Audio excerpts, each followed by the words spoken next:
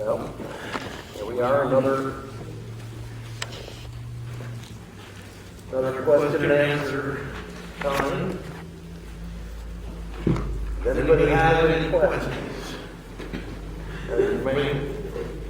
Well, question and answer start that way.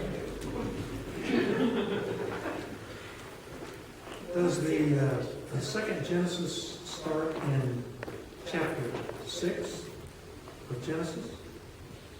By second Genesis, the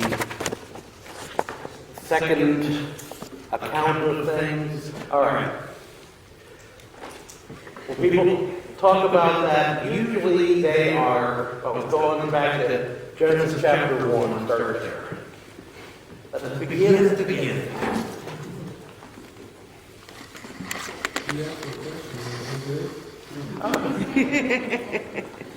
You want to know how good it is? See how long I talk about it, and then. All right.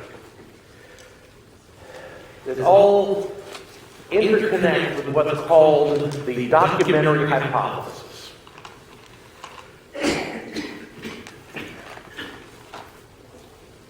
The Reader's Digest version of that is that the first 5 books of the Bible, what we usually refer to as the books of Moses, they say were not written by Moses, they were written by different people in different time periods, and then they kind of all got shredded and taken back together and into one document. The different writers are usually referred to by the letters J, E, D, and T. The J writer usually refers to God as Jehovah or Yahweh, depending on how you want to pronounce that, but that's where the J comes from. E writer refers to God as Elohim. The D writer, one behind Deuteronomy, and P was a priestly writer. They will a lot of times even talk about J1 and J2 because they say more than one, and there's an R tossed in there sometimes with a pirate. R for redactor or editor is what we probably call that. Now, one of the places that they go to for support for this idea, which I believe was by the name of Wellhausen, who first put it out there. Okay, we look at Genesis chapter 1. We're all pretty familiar with that, I would think. So I'm going to go over things kind of quickly, point out a few things. Okay. So, first day, God said, let there be light. So, second day, a firmament in the midst of the waters. Third day, we've got plants. Fourth day, we've got sun and moon. Fifth day, we've got birds and fish. Sixth day. All right. I'm going to slow down a little now. Genesis 1, starting in verse 24. God said, let the earth bring forth the living creature after its kind, cattle and creeping thing and the beasts of the earth after its kind, and it was so. And God made the beasts of the earth after its kind, and cattle after their kind, and everything that creepeth upon the earth after its kind, and God saw that it was good. And God said, let us make man in our image, after our likeness. And let them have dominion over the fish of the sea, and over the fowl of the air, and over the cattle, and over all the earth, and over every creeping thing that creeps upon the earth. So God created man in his own image. In the image of God created he him, male and female created he them.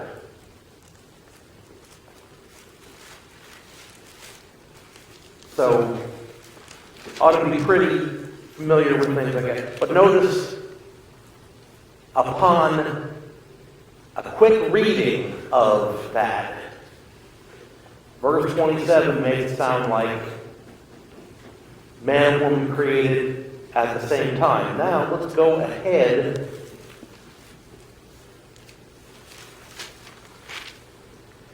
to chapter 2, starting in verse 4. These are the generations of the heaven and the earth when they were created, in the day that the Lord God made the earth and the heavens. And every plant of the field before it was in the earth, and every herb of the field before it grew. Skipping ahead a little.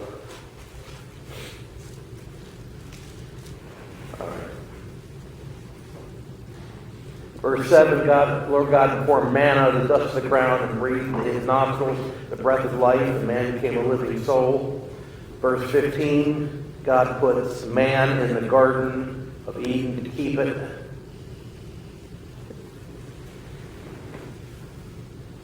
And then we've got animals coming through. Verse 21, God takes one of Adam's ribs. Verse 22, and the rib, which the Lord God had taken from man, made he a woman and brought her unto the man.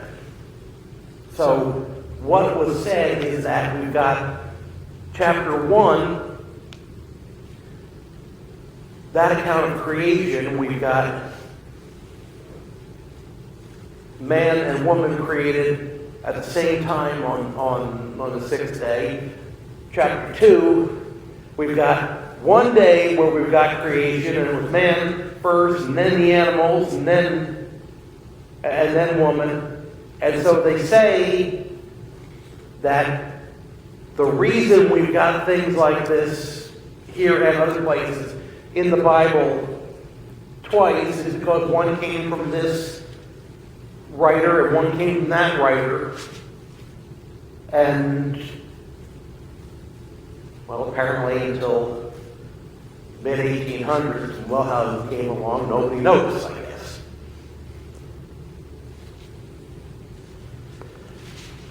All right. So what do we got here? First of all, kind of silly thinking that nobody would have noticed anything until these times. Well, why do we have things presented in different ways? Okay, chapter 1, which lasts until, that account of creation lasts until chapter 2, verse 3. We've got that first week. There is a figure of speech in chapter 4, verse 4. Chapter 2, verse 4. These are the generations of the heaven and of the earth when they were created. That phrase and a little variation on it appear 11 times in the book of Genesis. This is like the ancient Hebrew version of starting a new chapter, starting a new subject. So, what's starting in verse 4? Before that, here's a quick overview of creation. Well, we like creation. Creation is very interesting. But typically, we're a whole lot more concerned about the human beings. we're kind of self-centered that way. So, starting in verse 4, is not repeating everything, it's giving more detail about the people. So, day 1, day 2, day 3, day 7. Let's have a closer look at the people now. Here is the part you're interested in. Here's the part we want to know about. Here is more detail about how we've got this creation of the people. Do you think that nobody noticed that we kind of back up there in verse 4 before the mid-1800s? In academics, everybody's familiar probably with the expression publish or perish. You want to make it, you've got to put out these papers in the academic journals. Well, you don't make a name for yourself by saying everything everybody else ever said is right. But if you say, these people are wrong, and I noticed something nobody else has ever seen, at the very least it's going to get attention. I think it's very interesting that these 4 different sources that people say there are for this material of the first 5 books. Not once has any document shown up to support this. Archaeologists have found hundreds and hundreds and hundreds of ancient Bible manuscripts. Thousands for New Testament, but hundreds and hundreds for Old Testament. And not once have they ever found one that had Genesis chapter 1 without Genesis chapter 2. I don't know of any with Genesis chapter 2 without Genesis chapter 1, but if there was, it would be because, first pages fall off. Everybody ever have a book wear out? Yeah. They've never found individual, and I think it's funny, the academics cannot agree as to which writers wrote which verses. They say it's got to be that way, but some of them will say this one's by J. Oh no, that one's by E. Oh, that one's by the Priestley. But you can't really do it, because if you pull that verse out, these other ones don't make sense because it's one historical account, and well, that one is not so different from this one that you can say, well, there's no way it was written by the same author.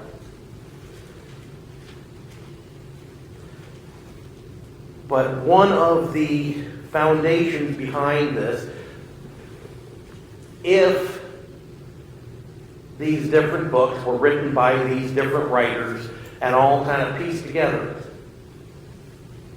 well, that would mean that none of them were really inspired. We could not really know what God really said, and so we've got no authority for things. Well, this is a Old Testament academic view. How many people are going to be surprised to hear there's something similar they say about the New Testament? All right. Matthew, Mark, and Luke are known as the Synoptic Gospels. Optic, to see, sin together. Because Matthew, Mark, and Luke include a whole lot of the same material, the same information. I talked about some of that in the sermon. And because they're so similar, what academics refer to the synoptic problem.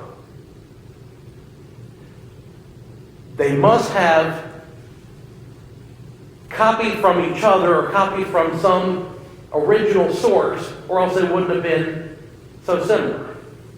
What do you think these people would have done if there were big, huge differences between these books? Would have said that they wouldn't be together because they're so different.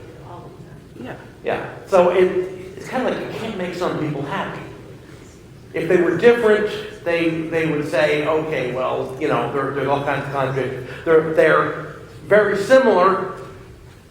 They say it can't be accurate. If you have witnesses to a car accident or such, different people might catch different details. But wouldn't you basically expect all the different people to say the same kind of thing? Does that mean they got together? How about they were all actually there and saw these things? Now, John, written later, has a lot of other material that the other ones don't. So, if you've got that same kind of mindset as the people who wanted to take the Old Testament through the paper shredder, what they say is that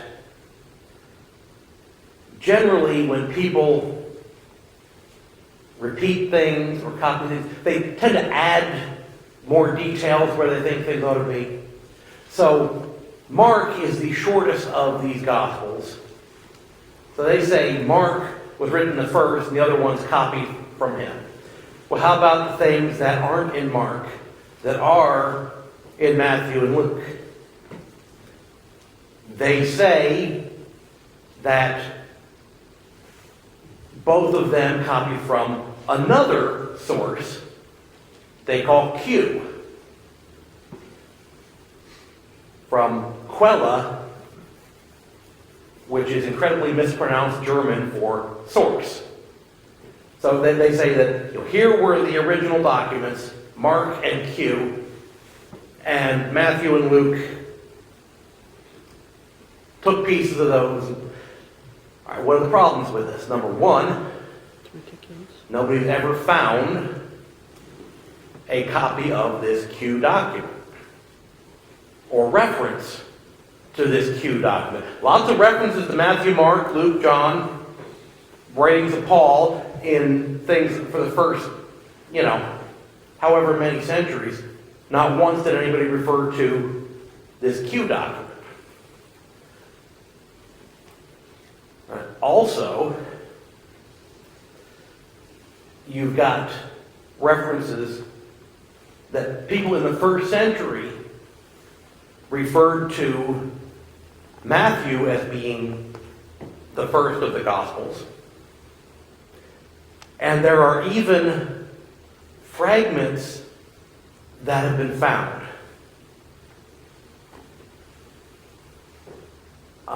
Fragments specifically, Matthew 24 and 25, things dealing with like destruction of Jerusalem, that these fragments date to somewhere around 65 AD,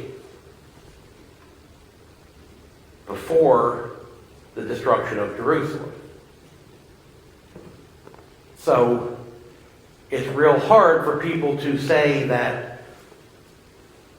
all this time passed and these people... All right, how about this? If Matthew and Luke, at least,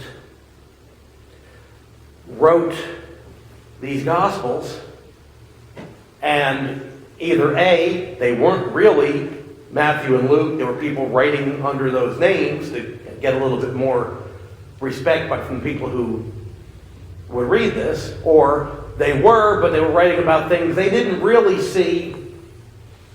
They're just copying these things down. One way or another, they're liars. Should we pay any attention to what these documents say if they were not actually written in the way that's described.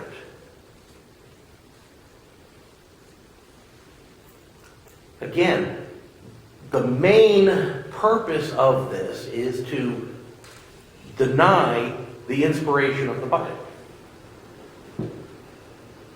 A lot of them would say that they believe in the inspiration of the Bible, but they don't mean what we mean when we use that word altogether now. You keep using that word. I do not think it means what you think it means. Sometimes they'll use the word inspired, the sense of like, well, this person had a deep insight into human nature. Sometimes they'll mean, well, God gave this person better ideas and he used his own words to try to write that down. And 2 Samuel 23:7, I believe, says, the word of the Lord spake, or the Spirit of the Lord spake by me, and his word was in my tongue. Not the idea was in my head, but the words that these people wrote down were the words that God gave them. Or they're complete lies. Let's turn the lights off and go home. There's no third possibility.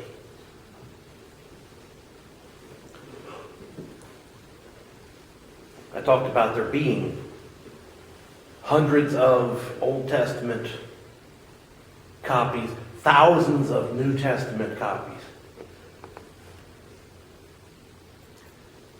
Because of the manner in which things were copied and the number of them that we have, we know that there have been no significant changes over time. What do I talk about with significant changes? There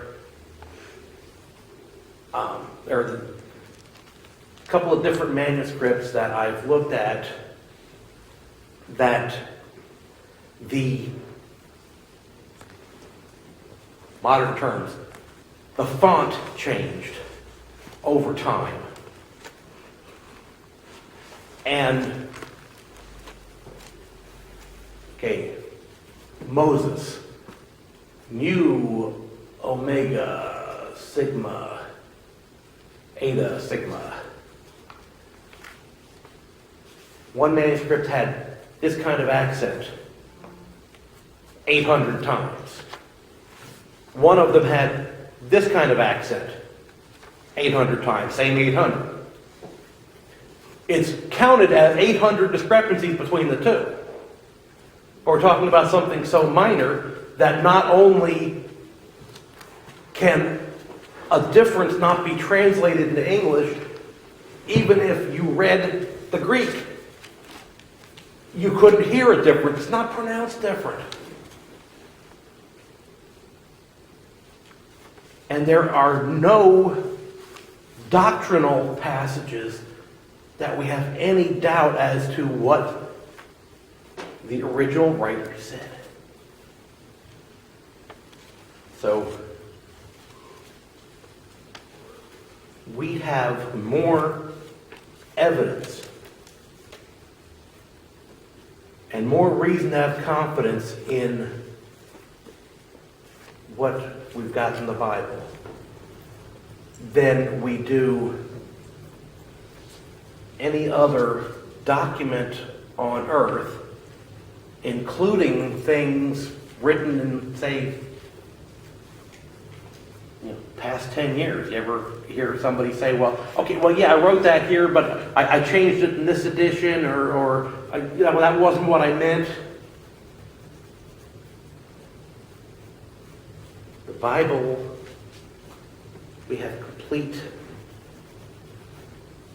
reason to believe that this is what was handed down from Mount Sinai that this is what Jesus spoke to Matthew, Mark, Luke, John, Paul?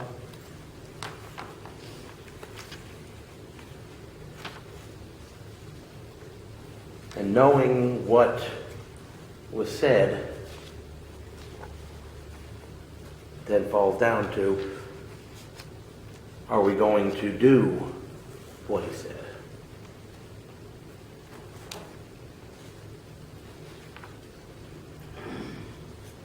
Can't remember who it was who said, people don't like the Bible, or people don't dislike the Bible because it contradicts itself. They dislike it because it contradicts them. There are things that if we want to be right with God, if we want to obey what has come down, it involves us changing what we do. Start doing certain things, stop doing other things. If there's anything that you need to do today so that you can leave here knowing you're right with God, take the opportunity. And if there's anything that we can do to help, then come forward as together we stand and sing a song of encouragement. I'm unashamed of the gospel of Christ. It's the power of salvation to all who believe and receive what he said have the power to become sons of God. Oh, believe the word, receive it like they did there in the book of Acts in chapter 2. There in 41,